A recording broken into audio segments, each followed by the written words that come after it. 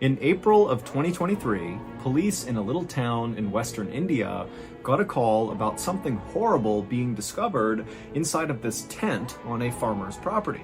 So the police went to this property, they found this patchwork tent, which was propped up against the stone wall on the back of the property, and the police, they opened it up, they looked inside, and at first they didn't really understand what they were looking at. It just looked like a sort of weird religious shrine of some kind. But upon closer examination, they realized what they were looking at was actually something very dark. This is one of those stories that goes in a totally random direction at the end, and I must warn you, it's quite graphic, so viewer discretion is advised.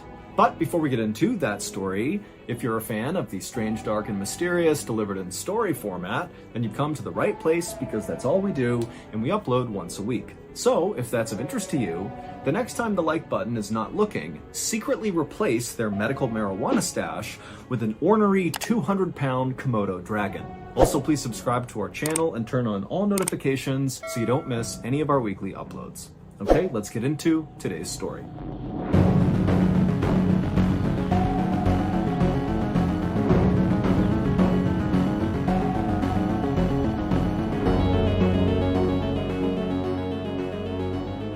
On the evening of April 15th, 2023, a mother and father named Hansa and Himu Makwana stood on the front doorstep of a little shack in a little village in western India called Vinchia. With these two parents were their two kids, a son and a daughter, who were 12 and 13 years old respectively, and they were really excited because tonight they were going to be spending the night with their uncle and their cousins who lived in this shack right in front of them. And so moments later, the door to this shack opened up, and immediately the two kids ran inside calling out for their cousins, and the uncle who had opened the door, he just smiled and said hello to Himu and Hansa, and the parents, they're calling after their kids to, please behave, listen to your uncle, be good, but they were already gone. And so finally the uncle said, don't worry, they're fine, we'll have a great night, we'll see you tomorrow. And so Himu and Hansa thanked him very much, and then they turned around, they grabbed each other's hands and began walking out towards the dirt road that would take them back to their own home. The village that Himu and Hansa and their kids and their uncle and their cousins all lived in was a very poor, rundown farming community where for the most part people worked really hard but barely got by. But this night, as Himu and Hansa walked along this dirt road, passing by the shacks and tiny apartments and fields and livestock that were kind of all over the place, they weren't thinking about, the struggles of daily life in this village. Instead, they were thinking about how beautiful the village was that night. The sun was starting to set, and so the sky was this beautiful orange, and all the cows that had been out that day kind of wandering around the village were all starting to stand up and make their way back towards their stables for dinner, and with every step the cows made, the little bells on their neck would ring out. And so the scene in front of Himu and Hansa was so beautiful and peaceful that for a moment they just stopped on the road and kind of took in the sights and sounds. And then at some point, a group of cows who were making their way to their stable came up onto the road right where Himu and Hansa were, and very quickly the couple stepped back to make sure no mud or dirt got kicked up on their clothes. Now, Himu and Hansa were farmers by trade, and so on most days they would wear clothes that were covered in mud and dirt. But this night was different. Himu and Hansa were wearing their finest outfits, and they were not about to get them dirty.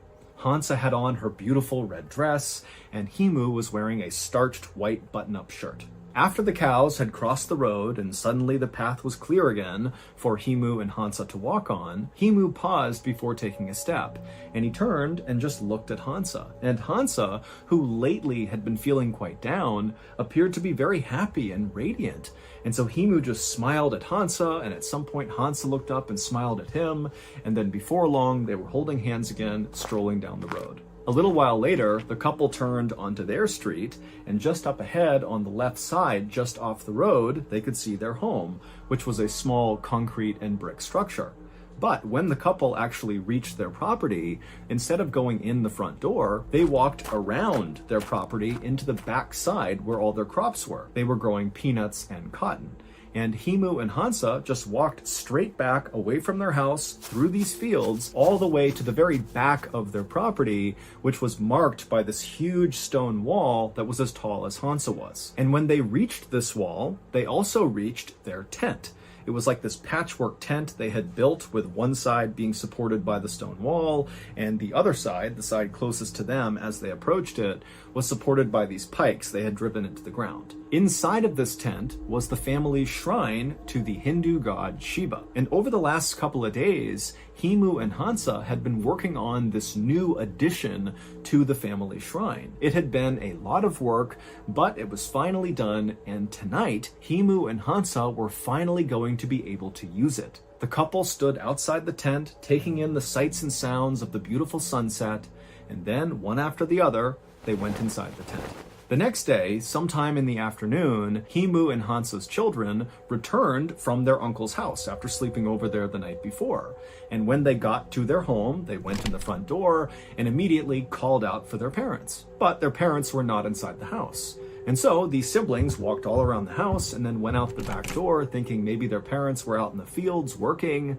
But when they went outside, they saw their parents were not out there either. And so as the kids stood there kind of wondering where their parents were, the boy said to his older sister, maybe they're in the shrine. So the kids left the back of their house, they cut straight across the field all the way to that back stone wall where they found the shrine, the tent that was propped up against the wall.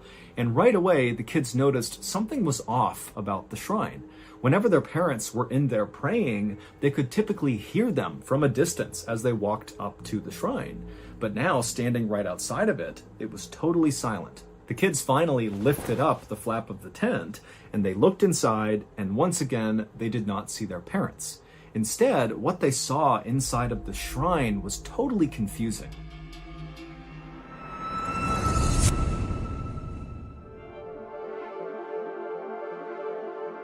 Once the news headlines fade about whatever terrible thing happened to them, the victims of violent crime and their families are often left to pick up the pieces of their shattered lives all on their own. This is why we started the MrBallen Foundation. It is a registered 501c3 charity whose sole purpose is to help these forgotten people. However, we can't do it alone. Since last year, with your help, we were able to raise and give away to victims of violent crime and their families nearly $500,000. And this year alone, our studio, Ballen Studios, is going to donate $1 million.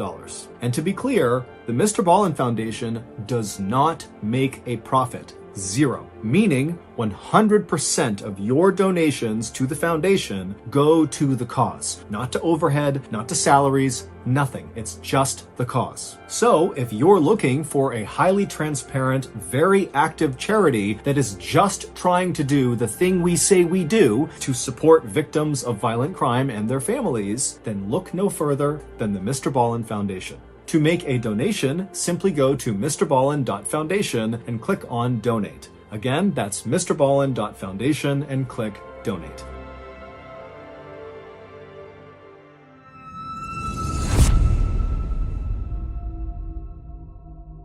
The shrine, which their parents typically kept absolutely immaculately clean at all times, looked kind of dirty. There was this weird rusty colored liquid kind of all over everything, including on some of the holy objects like the picture and statue of Shiva. And in the middle of the shrine where there was this fire pit were these two hunks of meat that looked like they had been placed in the fire and then forgotten about. The kids knew their parents would never leave the shrine in this condition, nor would they spoil food and let it sit out on a fire and not eat it. And so they're thinking to themselves, what happened inside of the shrine, and where are my parents? And then, when they did one more look around the inside of the shrine, they noticed something that they had not when they first opened up the tent. And when they realized what it was, they screamed and took off running. This is the story behind what those children saw. The night before, when their parents, Himu and Hansa, stepped inside the tent, they looked around and surveyed the shrine. Right in the middle of the shrine on the ground was that fire pit, and then off to the right side of the fire pit was a small egg-shaped statue that was a statue of Shiva, and then next to the statue was a picture of Shiva. Shiva is a powerful figure in the Hindu religion. He is viewed as a god of both rebirth and of destruction, and when he is portrayed, like in the photo and in the statue that was inside of this shrine, His skin is smeared white with the ashes of corpses. He has crescent moons in his hair, and around his neck are snakes and skulls. And so Shiva is kind of viewed as both a loving, kind god and also one to be scared of. And so after the couple looked around at their shrine for a second, they got to work. Even though that night it was very hot and muggy outside, the first thing the couple did was get some firewood off to the side inside of this tent, put it in the fire pit, and start a fire. And then after the fire was built, Hansa began sprinkling orange flower petals all around the statue and picture of Shiva. And at the same time, Himu got out a piece of paper and began writing a note. And as he wrote, his hands shook with nervous anticipation of what they were going to do that night. And then after Himu finished writing this letter, he and Hansa dipped their thumbs in ink and pressed them to the bottom of this note, kind of like signing the note. And then after the note was complete, they folded it up and tucked it between the statue and the picture of Shiva. Then Himu and Hansa turned their attention to their newest addition to the shrine. The new addition basically just looked like a big door frame, but without a door in the middle of it. It was made out of scrap metal that Himu and Hansa had gathered around their village, and if you were standing in front of this structure, it would almost look like you were looking at a doorway into the fire pit. And also draped over the top of this rectangular frame was a white rope. And so Himu and Hansa moved over right in front of the structure as if they were going to walk through the frame into the fire. But instead of doing that, they knelt down right at the base of the structure, right in the dirt, and then they both, in unison, began to say a prayer out loud. And then after the prayer was done, Himu reached up and grabbed one end of this white rope, and he began pulling it until it was tight.